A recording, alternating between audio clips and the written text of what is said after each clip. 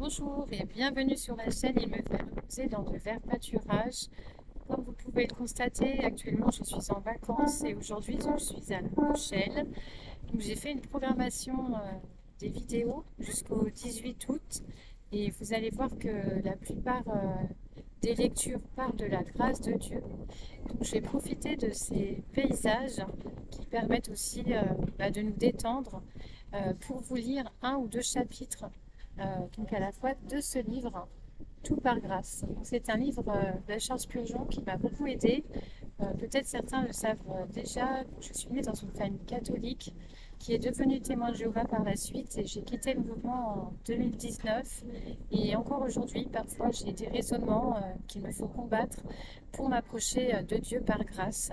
Donc j'espère que ce livre servira à d'autres personnes, peut-être des ex-témoins de Jéhovah, peut-être des témoins de Jéhovah, peut-être des personnes catholiques, peut-être, peu importe, enfin, des croyants, des non-croyants, et vous êtes tous les bienvenus pour voilà, vous encourager à vous approcher de Dieu par grâce. Donc aujourd'hui, je vais vous lire le chapitre 1.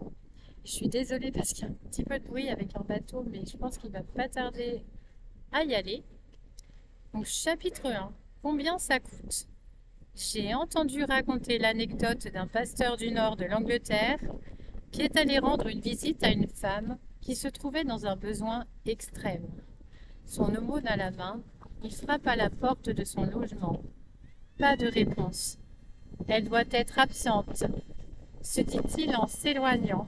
Alors vraiment là, c'est le direct.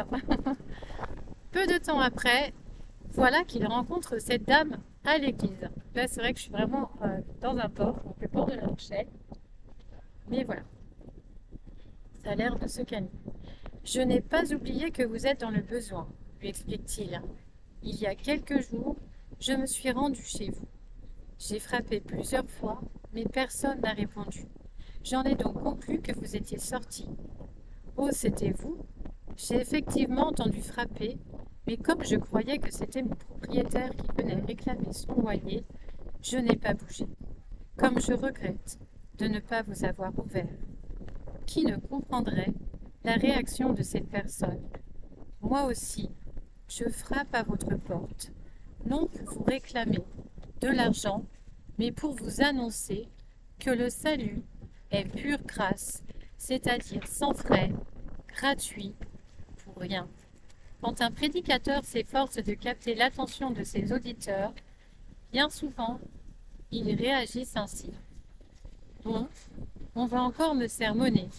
Voici l'homme chargé. Excusez-moi, je vois qu'il y en a un autre qui arrive. Voilà. Bon, on va encore me sermonner. Voici l'homme chargé de me réclamer le paiement de mes dettes à Dieu.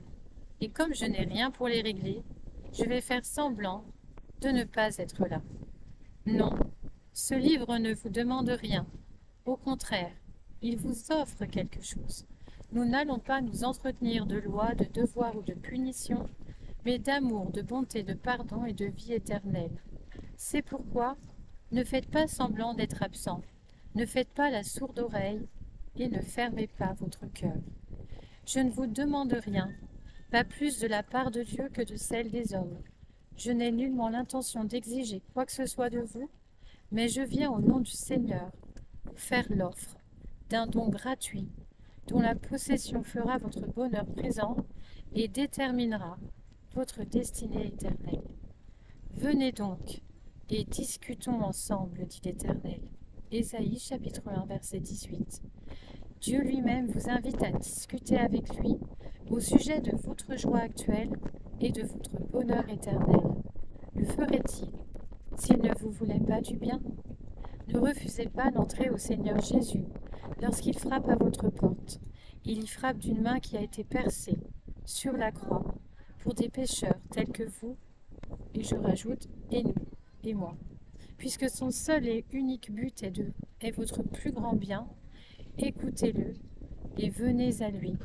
Soyez attentifs et que sa parole pénètre en vous. Peut-être est-il l'heure pour vous d'entrer dans cette nouvelle vie qui est le commencement du ciel.